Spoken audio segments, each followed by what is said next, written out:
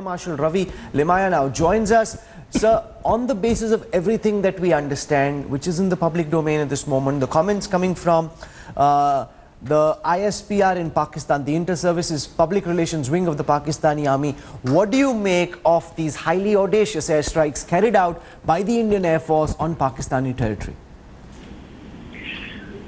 I find this is an excellent operational move by the Indian Air Force and India. We have the capability and we have the confidence in our own pilots and the aircraft, and we have the technical capability to do all this. We should have done this some time ago in order to teach Pakistan a lesson. However, this government is bold enough to give a clear hand to the Indian Air Force to cross, do whatever you want. It means to cross the LC if required. And that's what exactly is being done by the Indian Air Force early this morning, as I understand from the news. And they have done an excellent job. During Kargil also, this aircraft proved itself by using the laser-guided bombs onto Tiger Hills and Mutha Dhalo.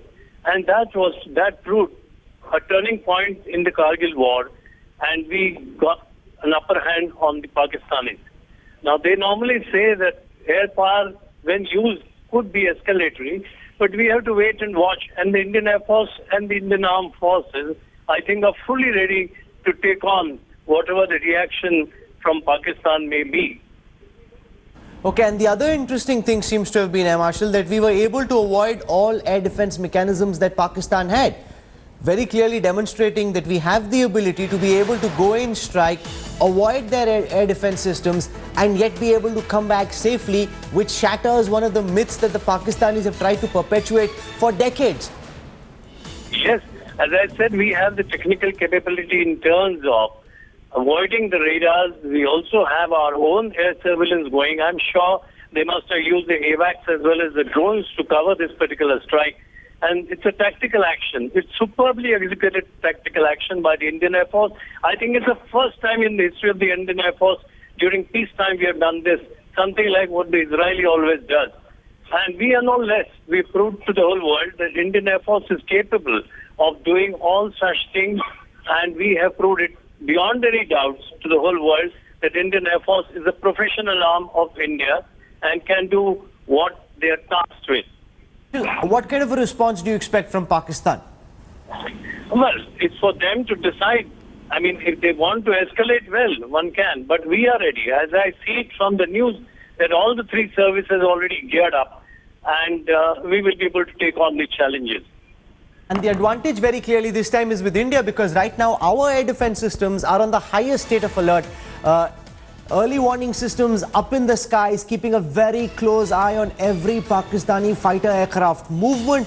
This was something that the Pakistani Air Force thought they were prepared for, yet the Indian side demonstrating the technical prowess to be able to go in, Shiv, while we wait for details to come, potentially dismantle the electronic surveillance systems, jam them just briefly, go in, attack, strike and come back. You know, Rahul, it's very interesting that you mentioned jamming right now, because I've just had a conversation with a friend of mine in the Air Force who confirms that the Mirages that actually conducted the strikes would have possibly been carrying some kind of electronic warfare or jamming suites with them on board to try and suppress some of the ground sensors in use by the Pakistan military in those areas. Remember that there are radars not very far from, the radar sites not very far from wherever there is any big terror infrastructure. So it's highly likely that the Mirages deployed some kind of electronic warfare to suppress the sensors on the ground before carrying out this attack.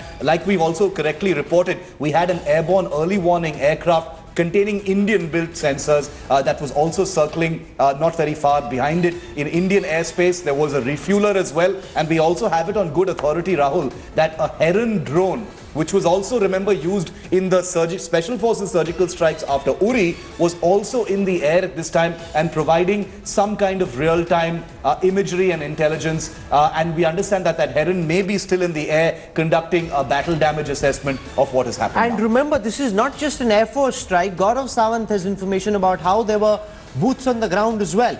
Assets of the Indian intelligence agencies giving them, like was the case, Gaurav, with the surgical strike, very precise information of what the target was on the ground. Remember, this is all a waste if you go throw a couple of bombs and there's nothing on the ground. So the key to evaluation of success of this surgical airstrike really is about what damage we were able to do, and there we had eyes on the ground giving us very specific information about the movement of targets, Gaurav Sawant.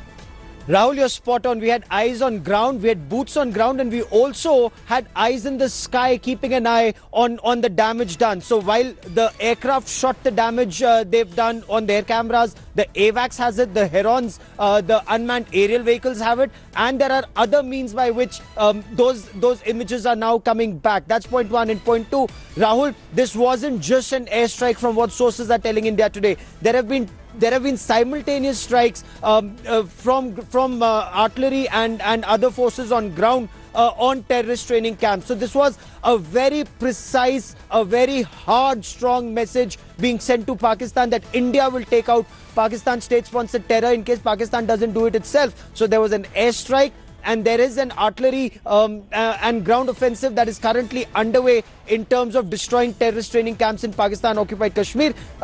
Officially also, government is saying that there is intermittent exchange of fire that's happening at the LC. You know, I just want to tell our viewers also that it's in places like Balakot, where after the 2005 big earthquake in Pakistan, that the Jaish-e-Mohammed really spread its wings, coming in initially as a relief outfit, giving medical supplies and healthcare to locals over there, then spreading their wings, spreading their tentacles. And if this is indeed, Gaurav Sawant, the Balakot in Khyber Pakhtunkhwa, then that's a very, very deep strike by the Indian Air Force. You know, and obviously they couldn't have struck right along the LC because all those terror launch pads would have already been evacuated and completely emptied out in anticipation of some kind of military response from the Indian Air Force.